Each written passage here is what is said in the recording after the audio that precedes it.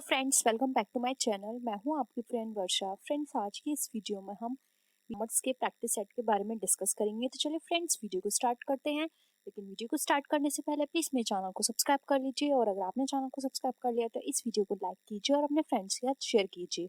चलिए फ्रेंड्स, आज की इस वीडियो को स्टार्ट करते हैं।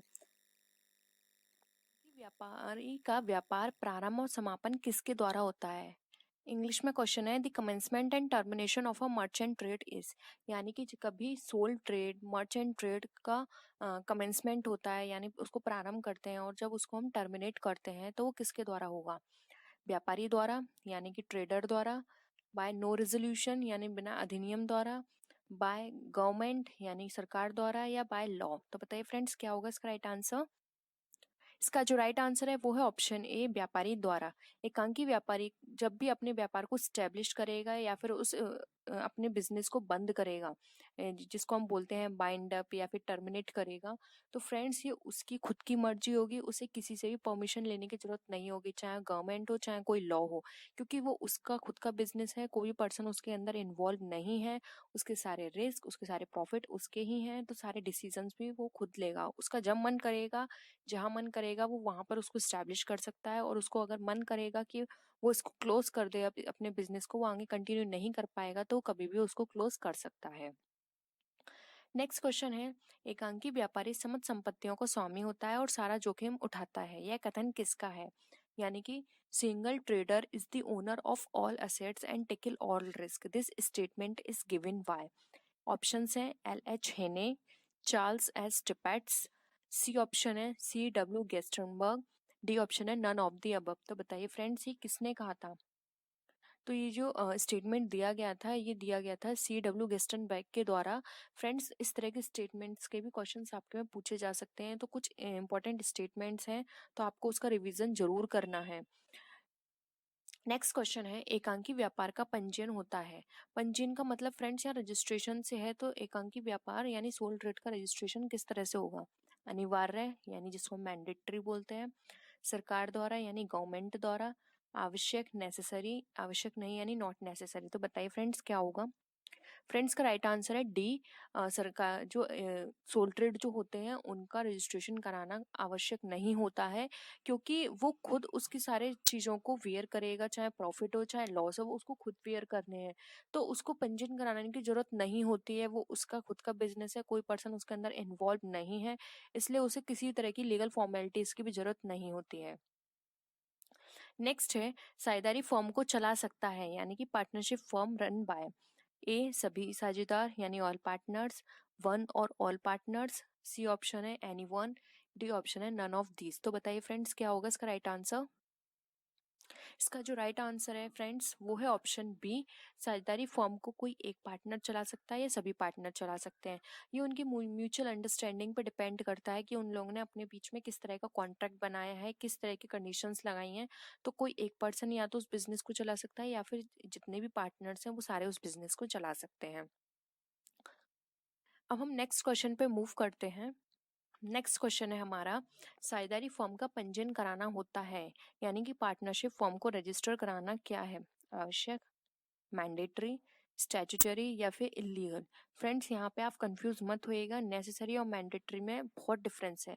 नेसेसरी का मतलब होता है कि आवश्यक है, यानी कि आपको जो भी बेनिफिट मिलेंगे तो इस पर्पज से आपको आवश्यक होता है कि आप करा लो। लेकिन मैंडेटरी में यह है कि आपको 100% गवर्नमेंट की ये प्रोविजन है कि आपको कराना ही है, अगर आप नहीं कराओगे तो आपका बिजनेस स्टार्ट नहीं होगा। तो मैंडेटरी और नेसेसरी में बहुत डिफरेंस है। तो फ्रेंड्स, ठीक से आंसर दीजिएगा, इसलिए मैंने इस दो ऑप्शंस को यहाँ पे इंक्लूड किया है, जिससे कि आप कंफ्यूज ना हो। तो बताइए इसका क्या आंसर होगा? इसका जो राइट आंसर है वो है ऑप्शन ए, आवश्यक।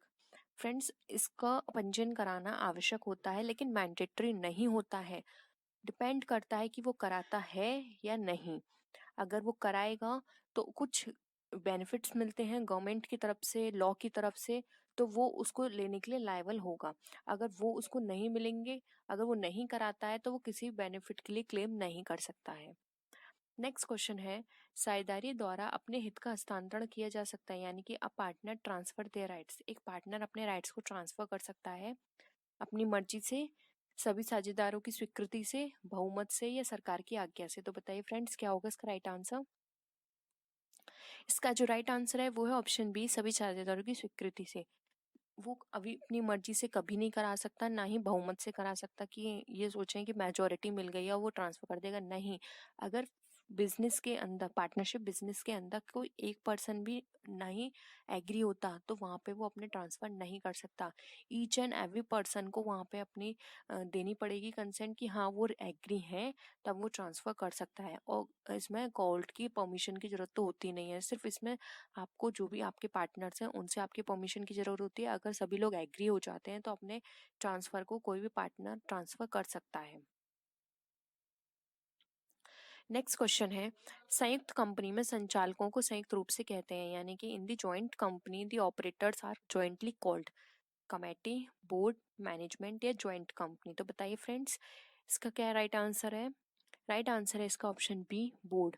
जब जो मेंबर्स होते हैं जो कंपनी को चलाते हैं, जिनको हम संचालक या ऑपरेटर बोलते हैं, तो उनको हम बोर्ड बोलते हैं। जैसे कि आपने सुना होगा बोर्ड ऑफ डायरेक्टर्स, तो उनको हम बोर्ड बोलते हैं। और ये जो पब्लिक होती है, जो शेयर होल्डर्स होते हैं, उनके द्वारा ही ये अपॉइंट किए जाते हैं मेजॉरिटी से, और ये उनके बिहाफ पर काम करते हैं, यानी कि इनको हम एक तरह से उनका शेयर होल्डर्स का रिप्रेजेंटेटिव भी बोल सकते हैं।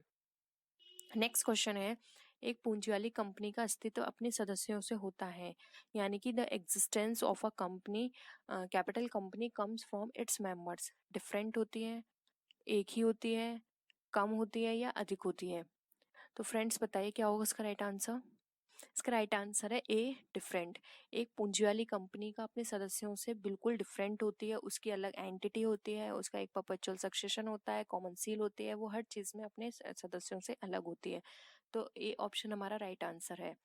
नेक्स्ट है, साझेदारों के आपसी अधिकार और कर्तव्य तय किए जाते हैं, यानी कि partner decides all rights and duties. अब पार्टनर्स के सभी राइट्स एंड ड्यूटीज कहाँ पर डिसाइड की जाती हैं। पार्टनरशिप एक्ट के अकॉर्डिंग, पार्टनरशिप डीड के अकॉर्डिंग, गवर्नमेंट के अकॉर्डिंग या चीफ जस्टिस के अकॉर्डिंग। तो फ्रेंड्स इसका जो राइट आंसर है वो है ऑप्शन बी, यानी कि पार्टनरशिप, जिसे हम साझेदारी संलेख भी बोलते हैं। हर पार्टनरशिप फर्म को एक पार्टनरशिप डीड बनानी होती है। अगर वहाँ पे पार्टनरशिप डीड नहीं होती है तो उनको टेबल ए फॉलो करनी होती है, जिसमें सभी चीज़ मेंशंस होती हैं। तो वैसे तो हर कंपनी अपनी एक अलग पार्टनरशिप डीड बनाती है, लेकिन अगर वहाँ पे पार्टनरशिप डीड नहीं है, पार्टनरशिप डीड की एब्सेंस में वो अपने टेबल ए को फॉलो कर सकते हैं। नेक्स्ट क्वेश्चन है, जो कि आज की वीडियो का हमारा लास्ट क्वेश्चन भी है। प्रधान और अभिकर्ता का संबंध होता है, यानी कि ओनर और एजेंट का रिलेशन क्या होता है, किस में होता है।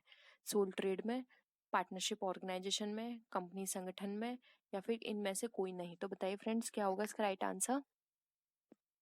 इसका जो राइट आंसर है वो है ऑप्शन बी, जो कि है साझेदारी संगठन। साझेदारी संगठन के अंदर पार्टनर, ओनर और एजेंट का रिलेशन होता है, जिसमें कि एजेंट जो होते हैं वो उनके पार्टनर्स कहलाते हैं और पार्टनरशिप फर्म ओनर की तरह काम करती है। तो फ्रेंड्स ये थी आज की वीडियो। आई होप आपको आज के क्वेश्चंस पसंद आए होंगे। अगर वीडियो पसंद आए तो वीडियो को लाइक कीजिए, अपने फ्रेंड्स के साथ शेयर कीजिए, और किसी भी तरह की कोई भी क्वेरी हो या आप सजेशन देना चाहते हैं तो आप नीचे कमेंट सेक्शन में लिख सकते हैं। तो फ्रेंड्स नेक्स्ट वीडियो में हम फिर मिलते हैं और भी अच्छी वीडियोस के साथ। तब तक के लिए बाय बाय।